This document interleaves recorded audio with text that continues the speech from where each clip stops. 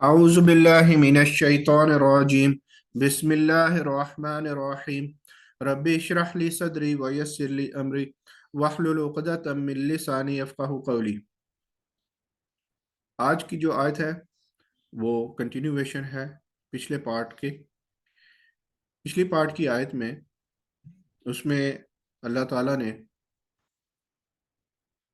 حضرت ابراہیم کی جو دعا ہے، جو انہوں نے جو ریکویسٹ کی تھی اللہ تعالیٰ سے، اس کے بارے میں ہمیں بتایا کہ حضرت ابراہیم علیہ السلام نے اللہ تعالیٰ سے ریکویسٹ کی تھی کہ اے اللہ مجھے یہ دکھا کہ تو کیسے مردے کو زندہ کرتا ہے۔ تو پھر اللہ تعالیٰ نے ان سے کہا تھا کہ کیا تو ایمان نہیں لاتا؟ تو انہوں نے کہا تھا کہ ہاں میں ایمان تو لاتا ہوں، لیکن میں تاکہ میرا دل جو ہے وہ اطمینان پکڑے۔ تو اللہ تعالیٰ نے اب اس آیت میں کر کے دکھایا حضرت ابراہیم کو۔ تو اللہ تعالیٰ نے کہا کہ کچھ پرندوں کا ان کو سلیکٹ کرنے کا حضرت ابراہیم کو کہا، اور اس کے بعد آگے اس آیت میں بتایا گیا ہے کہ کیا کہا اللہ تعالیٰ نے۔ عام اہل ایمان کو اس زندگی میں جو خدمت انجام دینی ہے، اس کے لیے تو محض ایمان بالغیب بے دیکھے ماننا کافی ہے، لیکن انبیاء کو جو خدمت اللہ نے سپرد کی تھی، اس کے لیے ضروری تھا کہ وہ اپنی آنکھوں سے وہ حقیقتیں دیکھ لیتے جن پر ایمان لانے کی دعوت انہیں دنیا کو دینی تھی۔ ان کو دنیا سے پورے زور کے ساتھ یہ کہنا تھا کہ میں تم لوگوں کو، جو تم لوگ جو ہو قیاسات کے دوڑے لگا رہے ہو، دوڑاتے ہو، جو یعنی قیاسات کی دوڑاتے ہو،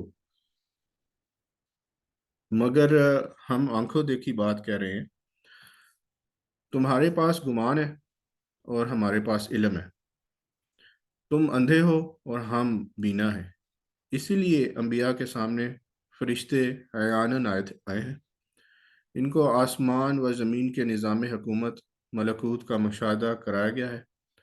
ان کو جنت اور دوزخ آنکھوں سے دکھائی گئی ہے، اور بعض بعد الموت کا ان کے سامنے مظاہرہ کر کے دکھایا گیا ہے۔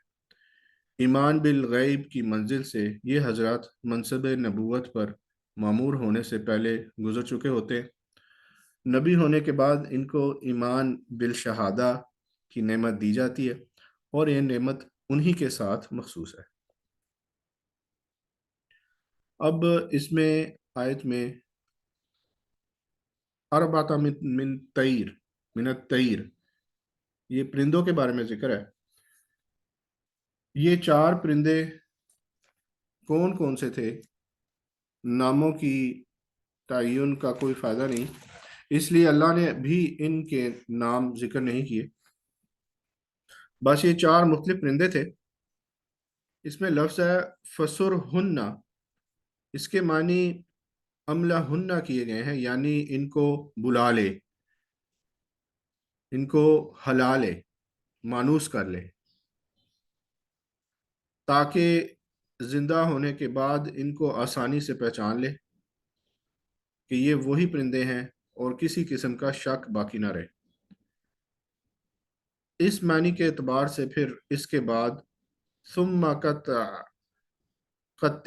قطعہن، پھر ان کو ٹکڑے ٹکڑے کر لے، مطلب یہ ہے کہ ٹکڑے ٹکڑے کر کے مختلف پہاڑوں پر ان کے اجزاء باہم ملا کر رکھ دے، پھر تو آواز دے تو وہ زندہ ہو کر تیرے پاس آ جائیں گے۔ چنانچہ ایسا ہی ہوا۔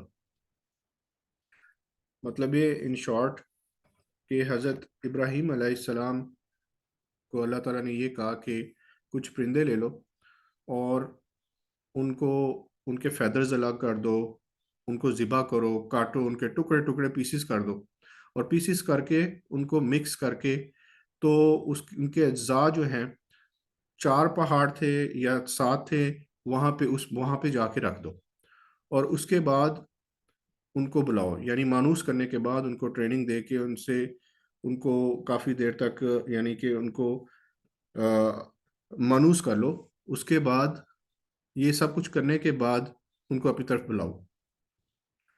تو جب حضرت ابراہیم نے ان کو بلایا تو وہ جو پیسز تھے مختلف پہاڑ پہ رکھے گئے تھے ان پرندوں کے، وہ سب جو ہے آپس میں جڑنا شروع ہوئے۔ وینز، آرٹریز، گوشت، میٹ، سب کچھ ان کے آپس میں جڑنا شروع ہو گئے۔ جو ہیڈز تھے ان کے وہ حضرت ابراہیم کے ہاتھ میں تھے، جو سیری جو اس کو کہتے ہیں وہ ان کے ہاتھ میں تھے۔ تو یہ سب جب اکٹھا ہونے کے بعد، پورا جسم بننے کے بعد، وہ پرندے حضرت ابراہیم کے ہاتھ میں آتے تھے، اور حضرت ابراہیم جو سر ان کا کمپیٹیبل نہیں ہوتا تھا اس کو وہ پیچھے ہٹ جاتے تھے، ان کا جسم پیچھے ہٹ جاتا تھا، اور جو کمپیٹیبل ہوتا تھا تو اللہ کی مشیت سے وہ سر جو ہے وہ ان کے اوپر لگ جاتا تھا، اور وہ مکمل جسم بن جاتا تھا پرندوں کا۔ تو یہ سبحان اللہ ایک بہت بڑا ایمان بوسٹنگ ورس ہے۔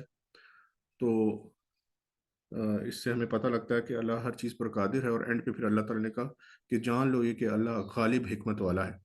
اور اسی طرح اللہ تعالیٰ کے لیے قیامت والے دن مردوں کو زندہ کرنا کوئی مشکل کام نہیں ہے۔ تو یہ اللہ تعالیٰ نے حضرت ابراہیم کو عینی مشاہدہ کر کے دکھایا۔ اب ہم اس کا لفظ بلفظ ترجمہ پڑھتے ہیں۔ اعوذ باللہ من الشیطان الرجیم، بسم اللہ الرحمن الرحیم۔ قال، کہا، فخذ، پس پکڑ، اربعۃ، اربعتن، چار، من الطیر، پرندوں میں سے، فسرہن، پھر سنبھالے ان کو، یعنی ان کو مانوس کر لے اپنی طرف، الیک، طرف اپنے، ثم، پھر، اجعل، کر، علی، اوپر، کل جبل، ہر پہاڑ کے، منہن، ان میں سے، جزءن، ایک ٹکڑا، ثم، پھر، ادعوہن، پکار ان کو، یأتینک، وہ آئیں گے پاس تیرے، سعین، دوڑتے ہوئے، وعلم، اور جان لے، ان اللہ، یہ کہ اللہ، عزیز حکیم، غالب حکمت والا ہے۔ دوبارہ پڑھتا ہوں۔ قال، کہا، فخذ، پس پکڑ، اربعتن، چار، من الطیر، پرندوں میں سے، فسرہن، پھر سنبھالے ان کو، الیک، طرف اپنے، ثم، پھر، اجعل، کر، علی، اوپر، کل جبل، ہر پہاڑ کے، منہن، ان میں سے، جزءن، ایک ٹکڑا، ثم، پھر، ادعوہن، پکار ان کو، اپنی طرف، یأتینک، یأتینک، وہ آئیں گے پاس تیرے، سعین، دوڑتے ہوئے، وعلم، اور جان لے، ان اللہ، یہ کہ اللہ، عزیز حکیم، غالب حکمت والا ہے۔ جزاک اللہ خیر۔ انشاءاللہ نیکسٹ آیت جو ہے کل پڑھیں گے۔ سبحانک اللہم و بحمدک، اشہد ان لا الہ الا انت، استغفرک و اتوب الیک۔ السلام علیکم ورحمۃ اللہ وبرکاتہ۔